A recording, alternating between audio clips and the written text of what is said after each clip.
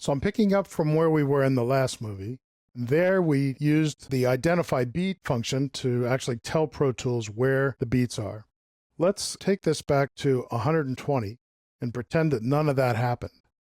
I want to show you a kind of an easier way for doing this. Let me go ahead and mute and hide the instrument, and let's get a good look at these waveforms.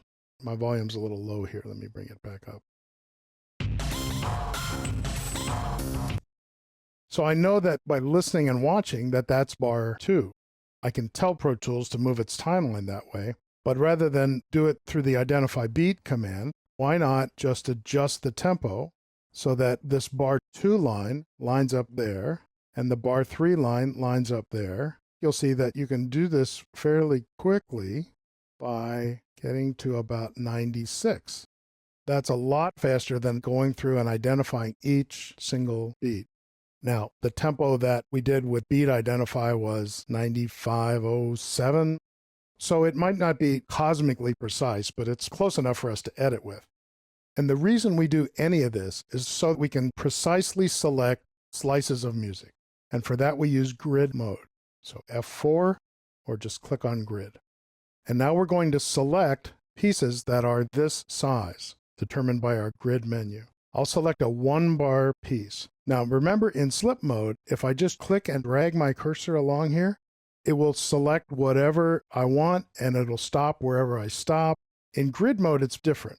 If I click here and I start moving my cursor, nothing is selected until I get to the halfway point of what I chose in my grid menu, and then I select all of it. Pro Tools is in loop playback. Shift Command L is the hotkey for that. That means it will get to the end and play again.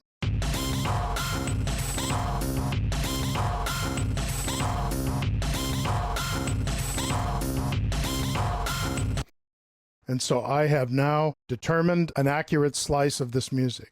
I can determine a smaller slice of this music with a quarter note selection.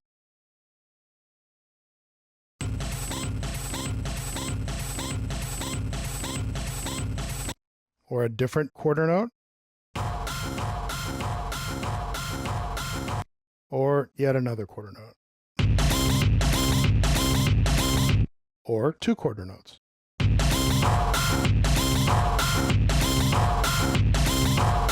So from here, it's really just a matter of selecting what you want. If you think back to our clock exercise, defining the pieces, naming them, and then rearranging them as you wish. So let me give you a little example of that. Let me take this third one. That's a little weird. Let's try the second one.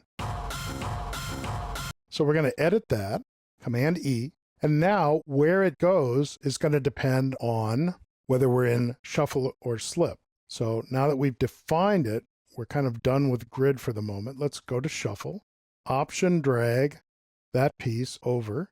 So I've made another clone of it.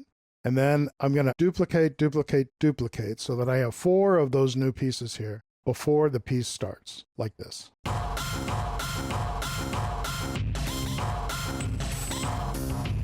From here, I think your creativity will kick in and you'll decide how you want to use this feature. You can use it on tiny little pieces. So let's find a 16th note that's kind of cool. I need to be in grid mode to precisely select slices. Something with some rhythm to it. Let's Command E that. Let's Option drag that over there. And let's put in, this allows me to show you that if I don't switch to shuffle, I'm just going to overwrite what was there. That's not my intention. I want to switch to shuffle so that I insert by Command D-ing. And so now I have a little stutter edit here.